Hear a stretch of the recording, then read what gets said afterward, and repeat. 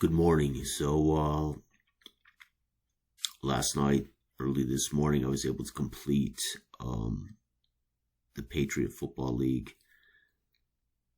2048 up through the mid-season. So we are 7 weeks into the 14-week schedule. I was able to compile all the data and get it typed up for those who are following along, who are interested. You can grab this PDF again from the Google Drive. Just click the link in the video description box and you can grab any of this information. But let's take a look. It's been pretty remarkable. I'm sorry, I'm very tired. I was trying to get much of this done over the last few days, and again, I stayed up later than I normally do and got up bright and early this morning to wrap this up. Mesa, still the creme de la creme of the California division. They're 6-1, scoring 184 points in the first half of the season, giving up only 87. Mesa right now, again, last year I thought they were the team to beat, but their defense much improved. They are plus 97 in turnover differential. Spent, this column here that says money spent, I don't gamble re-rolls on teams that really can't improve. They can only get hurt. So NA just means I didn't spend any mid-season money to help them if they have it. San Diego having a pretty good year. Remember last year they were 7-6-1 and made it to the championship. They're kind of similar this year. They're 4-3. They have scored 124, given up 124. So they are literally win some, lose some. Again, I didn't spend any of the money. I didn't risk any of what they are successfully doing. Indy, struggling mightily. They did win in week 7 against a bad Los Angeles team, so they're 2-5. They had 4 points, which means they had 4 cash, and I spent it for a reroll, and they did improve slightly. But they're not horrible. I mean, despite their 2-5 record, they're only minus 12 in turnover differential. They have not been able to muster enough points on offense after blowing out Boise in the season opener. And Boise, talk about a crazy game. Indy destroys Boise, and then Boise goes on a run and is the top scoring offense in the league. So go figure. Anyway, Indy's not bad. The record looks worse than they're actually performing. I mean, that is not a bad defense. Their offense is the thing. They're just not able to get over the hump. I spent their money on a reroll to improve. They luckily did score an offensive point, but they already had an offensive point, so they kind of broke even. So they were already a 1, and I rolled a 1. So they just retained their 1 value. You don't get to add it. It has to be, All right, Los Angeles is horrific. They were bad last year. They weren't this bad, but holy cow, 0-7. This division improved, and they're hurting. Was 70 points in offense, horrible. And again, they don't have any money to spend. They have 0 points, so I can't help them. The Texas division, San Antonio, in the offseason, San Antonio improved their defense to -2. Their offense is a 0 rating, but holy cow, San Antonio is just putting a whooping on people with defense. They've scored 141, given up only 86. They have the league's number 1 defense, and they're plus 55. Again, I'm not going to gamble their 12 points. I can roll and get an offensive grade, but if I do that, I could risk losing this defense. And when you're 6-1, you do not mess with a team that's 6-1. You just don't do it. Dallas defeated San Antonio, though, in week 7 to get half a game up back. So Dallas, ironically, just beat San Antonio. San Antonio was undefeated, 6-0, and lost to Dallas this week, 5-2. Again, I'm not going to spend any money. Dallas is really strong. They're 162 and 127. They're plus 35. This is a team I'm not going to mess with. El Paso, they were 0-6. They did beat Houston. So the battle of the 0-6s, El Paso won the battle of the 0-6s. They have 2. However, their place kicker can't get any better, so I'm not going to spend that money. I can't spend it on a reroll. There is none. And so they're just stuck here, unfortunately. Not much I can do with El Paso at midseason. They're scored 101, giving up 190. They're minus 89. just not great. Their defense is a 0. And folks, it is showing Rodriguez, solid, but has a bit of a fumbling problem. So Houston 0-7, they were bad last year, and they continue to be bad. No money to spend. I think the worst offense in the league at 91 points. All right, the Founders Division. What can I say? Carolina's the defending champs. They are the absolute gem of the league right now. They are 6-0-1. They tied. Who do they tie? Let's go back and look. I can't remember. They tied. See if I can find their tie in the records here. They tied Billings at 17. That actually might be on the channel. That video might be on the channel. So they tied Billings 17-17. That's right. That is on the channel. That is on the channel. So anyway, Carolina, their only blemish on their record is a tie with Billings. 13 points, so they lead the league. They're the best team in the league point-wise. They've scored 190. They're the second highest scoring offense in the league. Their defense is phenomenal, 120. They're plus 70. And again, I'm not spending any money. I'm not going to mess with what's working. The MBT, they improved in the offseason, and they are now second in the division. They were 5-9 last year. The MBT are improved 4-3 with 8 points. Again, not bad. It's their defense is the key. They have a rookie quarterback that's currently leading the Rookie of the Year, Offensive Rookie of the Year honors, and they have a decent defense, obviously, plus 28. Again, I'm not spending any of that money.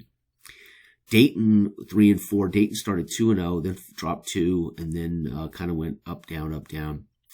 Dayton is the worst rated team in the game, but that's just not how the dice are falling. Dayton had 6 points, so they get 6 cash. I spent all of their cash to buy them a reroll and a place kicker. They improved their place kicker. Their reroll changed nothing. Actually, I think it did. Let me look. Yeah, their offense went up a grade, so Dayton actually improved. So at 3-4, Dayton has a +1 offense now.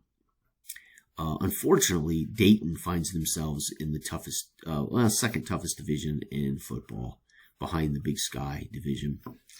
Colorado, what can I say? Del Branham, they were a team that was winning championships at 4-3. Fired a championship coach, hired Shaw. He went on to win a title with 4-3 record, but that defense still has not improved.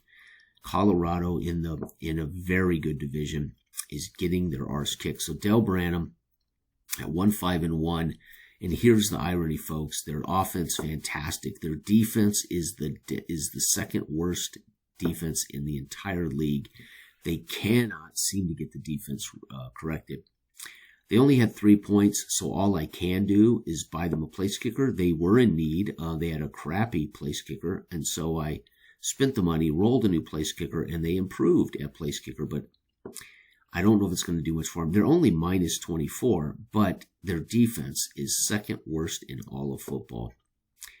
And of course, they're in a division with the second best offense in football. I think they lost that game. Matter of fact, let's look. Carolina beat them in a close one, I think.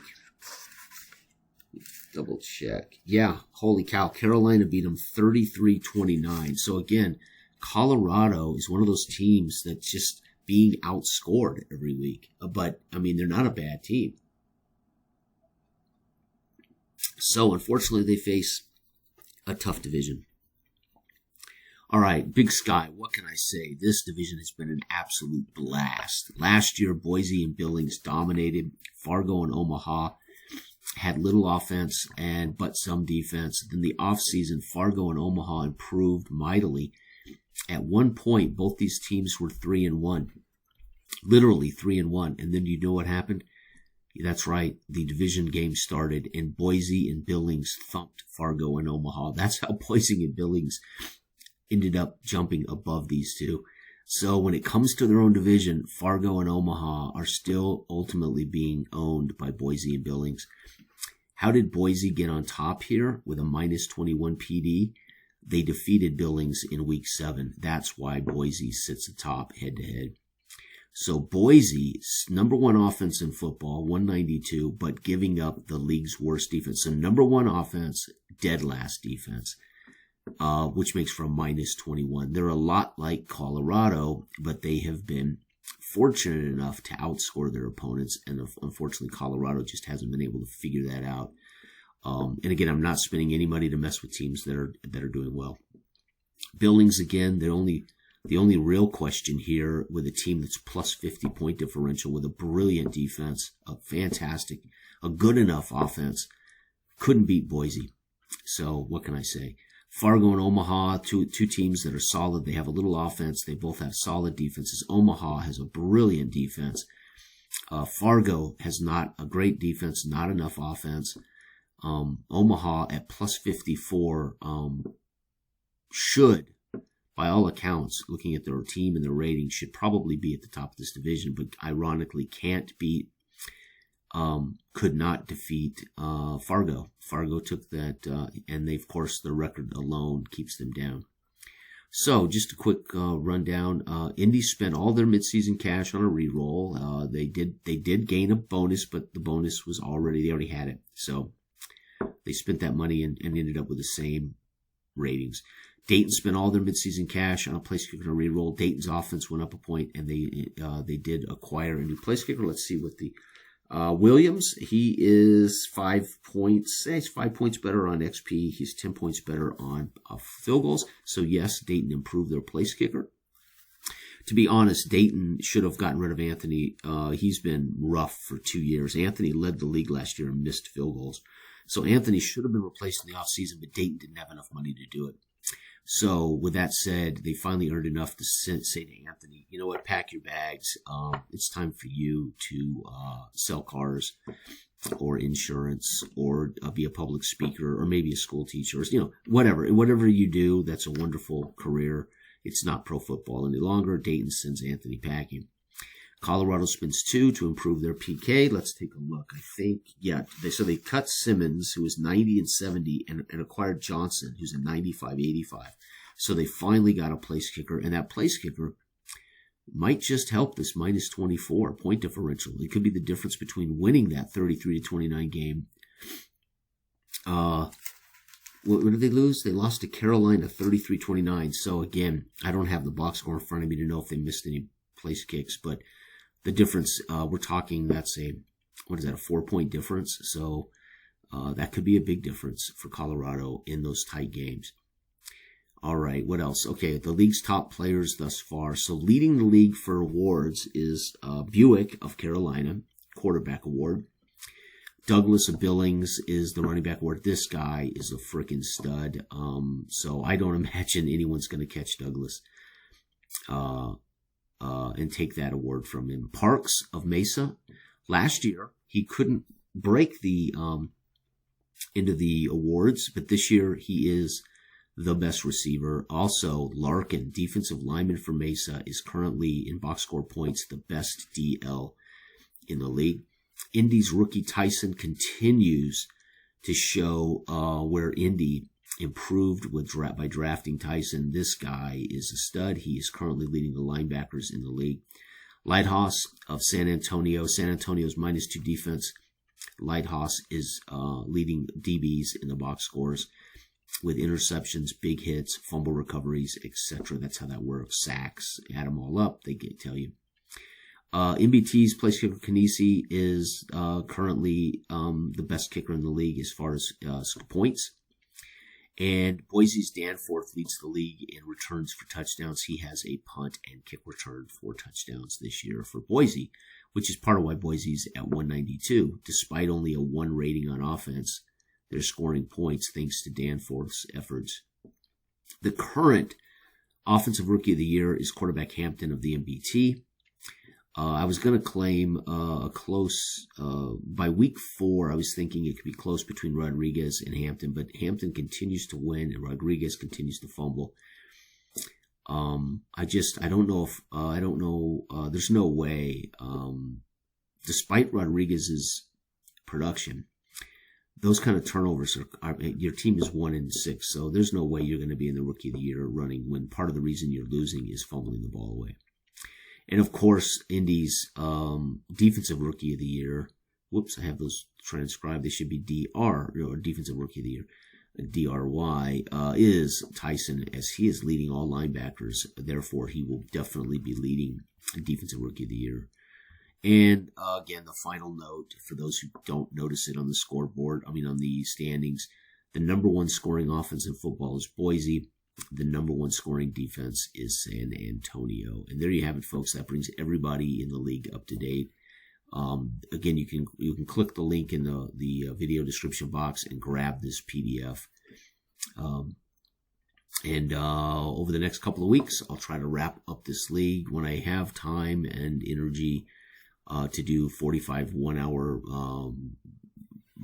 video sessions. I'll try to record game of the weeks, things like that. Again, not all of these games are played with the full Express package. Those take about 45 minutes. If I'm not using the full Express package, I'm using the drive-by-drive game, and to sim some games that I just have zero interest in, I'm using my FFF instant score simulator. So some of these games have been done with my FFF game engine, where you roll for points for and subtract defense, etc., etc. And there you have it. Probably at the end of this season, I will probably either take a break from the PFL for a while, because I've been knocking these games out. I'm pretty tired. I'm also doing a boxing league, which we'll be wrapping up hopefully in the next month or so. As Kevin and I knock out the remaining bouts, and then we set up the playoffs, and that's been incredibly fun. But I've got too much on my plate. I probably should not have started this boxing project when I'm in the middle of an epic football career, but I did, and that's eating into this, and it's leaving me a little bit wore out. So probably once I wrap this up, or the boxing league, I'll take a little break and decide the future of what I'm going to be doing. I don't want to burn out on this stuff, so I like to take breaks and do other projects. But anyway, thanks everybody. Have a wonderful, wonderful week. Bye-bye.